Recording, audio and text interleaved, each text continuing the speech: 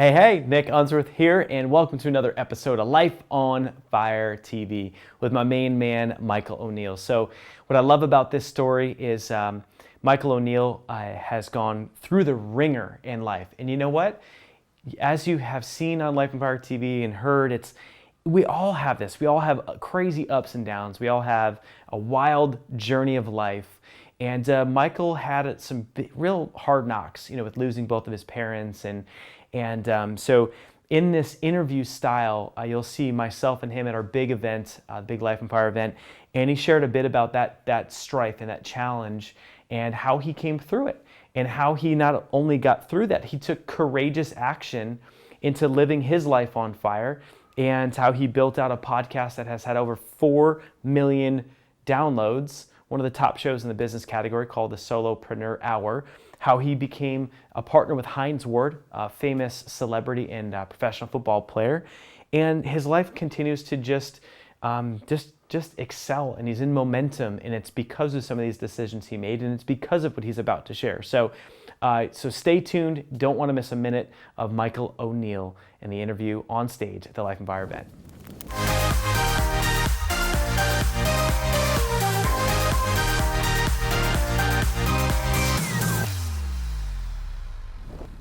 So we have a thing here. We yell out. So Sebastian made us do it. It's called Johann Hyla. Sebastian Bach. So 1, 2, 3. Hyla! Wait, what's that word? Hyla. Hyla. It's like an Asian version of hoorah, basically. Okay. Hyla. So we had Mark Devine here doing air squats. So yeah, we got a little weird. I didn't prep for air squats. So with having you here, I would love for you to share, before we dive into some tactics, can you just give just a real quick ditty on, what was it like when you took the courageous action to start your show and start your business? A lot of what we're talking about here is being courageous now. So many people are starting their first business. Many people are getting into action. So what was it for you that helped you with the guts to get that business going? What did it look like? Well, I have to rewind a little before the decision. So is it okay if I share a little bit of my story before we get into this thing? Okay. So it's not great, by the way. It's not like, oh my God, this is so awesome. So both my parents passed away very suddenly in 2007. And my dad had a heart thing. My mom had a kidney thing. Dad was not a huge surprise. Mom was a gigantic surprise. And the part of my life, I was a successful creative director. I was a web guy and a print guy and a branding guy for like 15 years before all this stuff. And it was, my life was mom falls and breaks her hip, needs 24 days of rehab, insurance pays for 10. It's $2,000 a day. So I ended up losing everything. I owned a house in Boulder, Colorado. I lost my house. It was weird because I was trying to do everything right. I had fallen behind, but I was doing everything I could. I sold my cars. I did all kinds of stuff. I paid it all off. I literally got caught up in The Big Short. Not even kidding. Like, that was me. I'd paid all of this money. I think I wrote a check for $15,000 to Washington Mutual. And I was like, cool, I saved my house. Everything was great. I had this counselor I was working with that worked for them. Then they got bought by JP Chase. My counselor was gone, and they had no record that I made the payment. And in March, I got another bill for $12,000 or something. God. And I was like, I can't do that. I just sold everything I had to do this, right? So I lost my house. The irony of this is that 2 years ago in San Diego, I got a check from JP Chase for $1,800 with a sorry about that. And I was like, what about the other $250K that you owe me? How's that look? But whatever. So it was really weird. You know that first scene in Saving Private Ryan where it's just chaos and everyone's terrified, and that's what my life felt like for a couple of years. And I met this guy that I was hoping would be a mentor, and I was just looking for a gig. I was like, I just need money. I need to try to survive. And I was in survival mode, which I'm sure many can relate to. And he said, this guy was a billionaire with a B, and I can't say his name because he's a super private dude, but he said, Michael, I want to help you right now, but you've had so much chaos in your life for the last 4 years, you haven't even had a chance to mourn. And it was the first, and I'm not kidding, this was 8 months after my mom had passed away. And it was only that second that I said, my dad died. And oh yeah, then my mom died. And it was the first time I'd cried. I just lost it on this guy's couch. And I said, I know I can't move forward until I deal with this.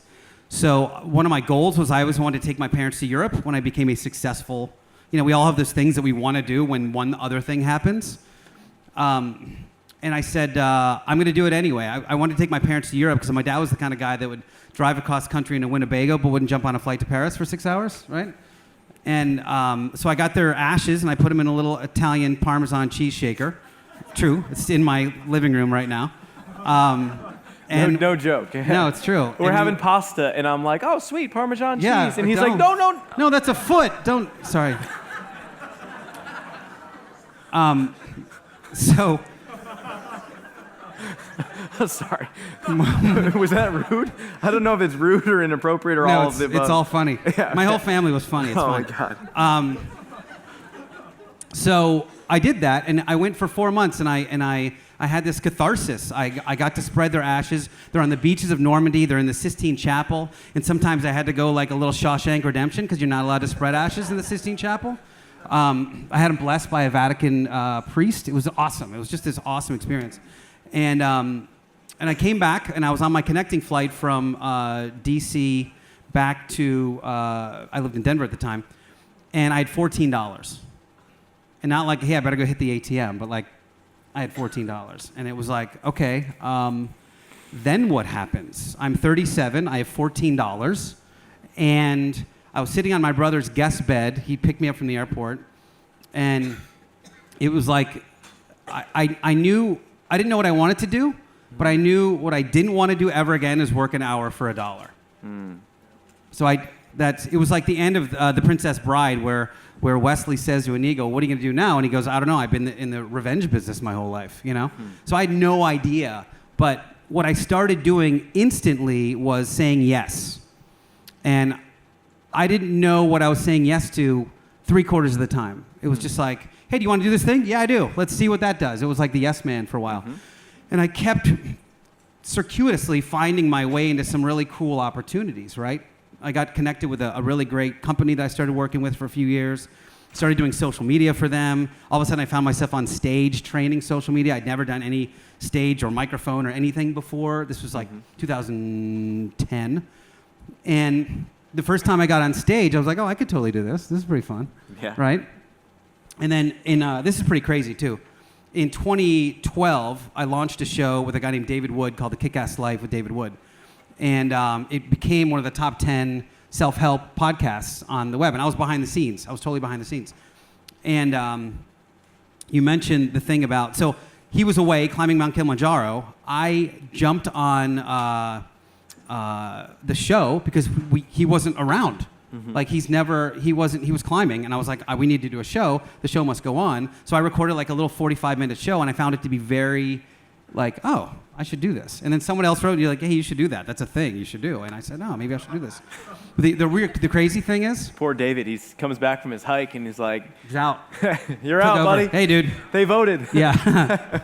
The crazy part was, that was show number 86 of The Kick-Ass Life, which is the number that Hines Ward wears. And now I co-host a show with Hines Ward. That is crazy to me. Anyway, neither here nor there. So... Fast forwarding, I ended up launching my show in August of 2013, and this is the first sort of actionable thing that I want to impart upon you guys, is that I had a hit. So I got super lucky. I made a show, the timing was right, the vibe was right, people seemed to dig it, and the downloads went like that. They won't always do that, and I've since launched other things that haven't done that same thing. When you think about Hollywood, and there's hundreds of pilots that get filmed every year, and then of those, a few get picked up, and of the few that get picked up, a couple of them are hits. So don't be too bummed out that you didn't just make a hit show. You're in media. Like, whatever you want to think of what a podcast is, you're broadcasting to the world. It's media. So is your blog. So is your Facebook live stream. So like that's all, you're becoming a broadcaster of some sort. Not everyone's going to resonate with the thing you have, whether it's the vibe of the show or the narrative or the timing. There's a million things that can go wrong that won't make it a hit show. That doesn't mean you don't go try to make a different hit show with the same content, but they won't always get picked up. Yeah. Right? So it's frustrating sometimes not to do that. You got to keep hitting the yeses. You got to keep trying the different things. And I love what you touched on is that when we speak about it as podcasting, there's YouTube, there's Instagram, Facebook. I mean, we're talking about building your platform. We're talking about media. You pick a platform. So there's so many different ways. But the point is don't stop at one. You know, if we all stopped at one, this would be a very small Well, you have to meet the audience where they are. So Heinz Ward Show is a perfect example. Heinz has 2 million on social media. So when I post something on his Facebook, it gets like literally within 3 minutes, there's 400 comments. It's crazy. Watch his Instagram and it goes, you see all these likes. You're like, wow, it's cool, right? I can't get anybody to listen to a podcast. I can't get them to listen to a podcast. But if I do a Facebook live stream, we get 25,000 views like right away. So I'm like, all right, that's where the audience is. So we're going to start tailoring the content. I've ordered lights for Heinz. We've got a camera for him. So we're going to move into live streaming because we're going to meet the audience where they are. Wow. So you have to think about where your audience is. They're not, and it could be, I guess Steelers fans just aren't tech savvy. That's just the bottom line. We're not a smart lot. Again, hey, I'm one of them. I know. So, but for whatever reason, that podcasting wasn't their thing. We'll still do the podcast, but I know that we're going to have way bigger numbers doing the live stream, right? So that's the other thing. The other thing that has been the topic of the week is it okay if I talk about the ecosystem thing? 100%. So I just do like one little weekly email to my people, my peeps. And this week I saw somebody's website out that's in the marketing world that I thought did such a great job bringing someone through like a narrative. What I mean by that is when you first go to their website, if you don't know them at all, you instantly get to know them. And then they tell you what to do next. Here, click here. Okay, boom. I go there. Then there's like a little more information. So they've gotten permission to tell more of their story. So first, they get a little information, then they click a button, and it tells a little more of their story. They've asked, like I did, they've asked permission to tell the story. When you think about that intro that, everyone's got cool stuff going on, and you're here at an event, and you want to tell, I'm doing this really cool thing, it's going to be awesome. If you can narrate what you do in just a few words, like I help other unemployable people like myself learn to take their hobbies and skills and turn them into a business. That's what the Solopreneur Hour does, right? And so if I can just say that, someone's going to go, well, how do you do that? That's permission for me to start telling my story. You can't start telling it before that. And it's a problem that like 95% of people make in this industry is, oh my God, I have this new widget. It's really cool. You got to listen to it. And think of the parallel with in person. That's right. That's what I mean. So someone doing it in person or on a website, it's the same concept. Because if all I asked was, how are you? That's all I asked. Like, I didn't want to know about your entire funnel. Vacuum. Yeah, I didn't want to know about your funnel. I just wanted to see how you were today, So I thought he did a great job, but it got me thinking about ecosystem and thinking about all of our entry points, how people can experience you and your products and your business. In my case, I've got a podcast, I've got a website, I've got social media, right? Those are the 3 main ways someone can experience me. So if someone listens to the podcast and doesn't know me at all, do I have something in place at the beginning of the show to let them know what they're doing and what they're in for? And can I make that thing unique enough that my regular listeners don't go, oh, look at this again? So it can't be recorded. I've got to say it. It's got to be something interesting, but it's got to tell the story. I haven't done that yet. This is literally this week that I'm like, I really need to address this. This is something I don't have. Can I get them from my podcast to my website? Once they get to my website, is there enough information there that they go, oh, I want to learn more about this person, or I want to listen to his show? Because maybe they just found me from the web, right? And so then if they do that and say, okay, this sounds really good, I'm going to click and get his free conferencing event thing, okay. When they do that, do they get enough information to want to then listen to the podcast? Like, is the ecosystem self-contained, self-aware? Yeah, this ties exactly, and with this morning we had Darren from Infusionsoft, and he was talking about the same exact concept of when someone comes in, there's these multiple touch points to bring them in, but are you having them in like a continuous loop so that they're always a part of your ecosystem? So, if I have a cough, I can take cough suppressant, or I can find out why I have a cough. I'd rather find out why I have the cough. So you have to look at what you're presenting to the world as this holistic approach, right? And how people experience each little touch point. You know who does it really well is John does it really well. John Lee Dumas does it well. And Pat Flynn does it, I think, the best. Pat is actually the guy that I saw his website. I was like, man, that's so good the way he leads. So if you guys want like a really good reference for that, I think he does a killer job of touch points in that way. Yep. So in terms of what platform to pick, it kind of doesn't matter. Right now, live stream is the hot hand. 6 months ago, it was a book, like doing your own e-published book. I'm a #1 best-selling author. Raise your hand if you are an Amazon best-selling author. Yeah. Calvin's like, woohoo. Sorry. Sorry, good. Calvin. It is good. It works. It's cool works if you know. I sold 17 books at 3 a.m. to my friends. Anyway. So, us marketers. Yeah. Isn't it great? As seen on. That's the other one. Yeah. When you send an RSS feed out and like Yahoo Business picks it up and you're like, as seen on Yahoo. You were not seen on Yahoo. No one saw you on Yahoo. Anyway. Podcasting was before that, right? So it was like podcasting was the hot hand. Everyone had to have a podcast. Then it was like everyone needs to put a book out. Now it's everyone has to have a live stream or Snapchat or whatever. And there's going to be something else tomorrow. So don't worry about that. The big wave comes, and then all the beginning people fall away, and you just keep doing the thing you do. So if you like to write, you should be a blogger. If you like to talk on a mic like I do, you should be a podcaster. If you're staggeringly handsome like Nick Unsworth, you should be on the video. You should be on video. He introduces me. I'm the most handsome man in podcasting. Yeah, that's true. He likes to embarrass me. That's right. You're like, stop it. This is really. This what is so embarrassing. You say it again, you guys. Is this a good side? So don't worry about the platform. We just celebrated. I just did episode 500 last week of my show. Yeah, 500. 500. That's like a real number. It's huge. That's a real number. And it was. I'm one of those people that doesn't reflect and celebrate very well.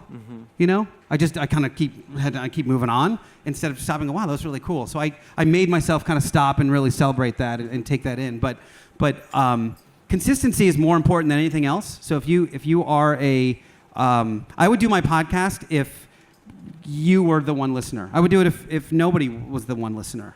And that's the big difference, is the first time someone goes, well, how do I monetize this? I go, you're in the wrong platform, because that's not a consideration. Someone walked up to Jerry Seinfeld once and he said, I'm thinking about becoming a Hollywood screenwriter. And he goes, you'll never make it. It's because writers write. You don't think about writing. You just start writing. If you're going to be a podcaster, you just do it. If you're going to start doing video, you just crank on those videos and you start making them. My buddy Mike Johnston is a drummer. Has literally a multiple 6 and probably soon to be 7-figure per month drumming business. Made videos for 4 years on YouTube before anybody cared about it. Gave an S, you know? That's a huge point, because it's the seeing the end of the vision from the beginning is so important, because if you stop after the first 9 episodes of the podcast, like everyone does, most people stop. What's the number? 7 podcast episodes, then they're done. Or YouTube, if you stop short, or like I was saying yesterday, with someone doing a webinar and say, Nick, well, it didn't work. I had 10 people on. I made 2 sales. I'm like, no, you don't understand. You crushed it. If we take all of entrepreneurship and we boil it all down, it's literally action. And you hear this 1,000 times. We all know action. But it's just being the one who's going to be, so if we take this room, who's going to just be doing it a year from now, 2 years from now? Why does it work for PJ? Because he's out there doing the work. Why does it work for Calvin? He's relentless. That's I can't wait for you word. to hear Calvin's story later. One of my favorite stories of all the years I've been doing this stuff. It's a dude, He's doing. He's not thinking, he is doing. Tenacity breeds success. Yep. It's It's a writer-downer. Is it a writer? It is a writer-downer. By the way, so the platform thing, if you just keep doing it, and this is, you got to think about this in a smart way. If you're doing it for a year and no one cares, then you got to shift, right? That's when you have to go, all right, I've been doing this podcast, I still have a few listens. And what's a few listens? So the median number of podcast downloads, this is because I know this world a little bit, is 132 over 6 weeks. So if you put one show out, if I put a show out today, if I was podcasting it as a whole, that show would have 132 downloads 6 weeks later. Mm-hmm. That's the median. I get, what do I get now these days? 10,000 or something like that for that same show. And I'm ranked 70th or something. And you know what I mean? Mm-hmm. Like I'm not top 10, but yet I've been able to build a cool business and a cool life from this show. It would be it'd be a Thursday at 8:30 sitcom. You know, it wouldn't be like the breakout hit, but it would be like a good steady show. So you have to find that combo of things that you really, really love. I'll tell one more quick story because I know we don't have a lot of time, but there was a guy after Social Media Marketing World a couple years ago, and we were upstairs. There's in the Hyatt down the road. There's they've got a rooftop bar on the 40th floor, and this guy came up to me and he said, I can't figure out how to monetize my blog. And I go, okay, how long have you been doing it? And he goes, like 2 years. I'm like, oh, okay. What's it about? And he told me what it was about. Instantly not memorable at all. And I go, I said, if we were sitting on the bar stools over there and we had a couple shots of tequila in us, what would you start talking about that I couldn't get you to stop? And he goes, oh, I love football. He was from Brazil. He's like, I love football. And I said, he goes, I love the strategy and when they pull the people in and out, and I love the World Cup. And I said, how is that not your blog? And he goes, well, I don't know how to monetize it. I'm like, that has nothing to do with it at all. If you start talking about it, you're talking about the number one sport in the world. There's literally hundreds of millions of people that love this. If you just get humans to view or get into their earballs or their eyeballs, you will definitely find a way to make money from that. Yeah. I have a new podcast. I'm a super audio nerd. And I'm putting a show out called Beginner Audiophile. And you know this because you're my hand-me-down man. Yeah. Every time he gets a new speaker set, I get the hand-me-downs. Well, he gets the gear. And it's a 4-tier gear hand-me-down. It goes Matt, and then I'm ready for Paul. a new set. Yeah, you're ready. I'm ready. And so, anyway, I'm going to do that show because it's 3 a.m. and I'm still doing like EQing of my Dolby Atmos setup in my I love it, and I love to talk about it. So that's why I'm going to do a show on that. Do I know I'm going to monetize it? I have no idea, but I can almost guarantee if I look back in a year or two that it'll be like a 6-figure earning podcast. I don't know how, but I just think that world, they love to spend tons of money and they love to talk about their stuff. That's all I know. It's something incredible that happened. So with you doing that, it's not even like work because he loves it. He totally loves it and enjoys it. And then for you to set it up in a way, we know he's going to set up in a way that's going to add value for the listeners in that niche. And that's part of what we were talking about, the 10,000 to get the 100,000. The certainty for him is he knows it's going to work out. What does he not know right now? With an H. He doesn't know the how. He knows how he's going to get the show up, but he doesn't know how he's going to monetize it. How's none of my business. How's none of my business. And that's part of everything we've been talking about this weekend it's stepping into that. It's the courage to make the leap, and sometimes we don't have all the information. There's $100,000 sitting on the roof of this building, and I have 15 minutes to get it. Do I know how? I have no idea, but I'm getting that $100,000. There's no way. Our sack of cash was in a locker in Dubai with a hockey stick in the locker. Right. So it doesn't matter. But it doesn't matter. You're getting there. Yeah, you're getting there. I'm gonna do a shoulder roll from I don't know how, but I'm doing a shoulder roll either way. But I'm gonna get there. I'm getting that 100,000 in cash. So that's really the bottom line. Is that it's, I don't know. Maybe it's not as tactical, but the just do it Nike thing is really important to this. So what would you say, just as a parting words? This could be a quote. This could be a send-off statement, just like what would you give them as advice as they, they're learning a lot of things here. They're going to leave here, could be Saturday night, could be Sunday morning, and just what they can do to be ready. Stop taking advice from broke, unhappy people. Ooh. Dang. Let's give a hand for Michael O'Neil. Come on, let's get up, give a quick hand. All right. So how good was that? So we'd love for you to like, comment, share, say what's up, and stay tuned. And also binge. Feel free to binge. If you're on YouTube right now or even on iTunes, go check out another episode while you're here, while it's fresh, and pop in another one and get ready to rumble. So I'll see you on the next one. Cheers.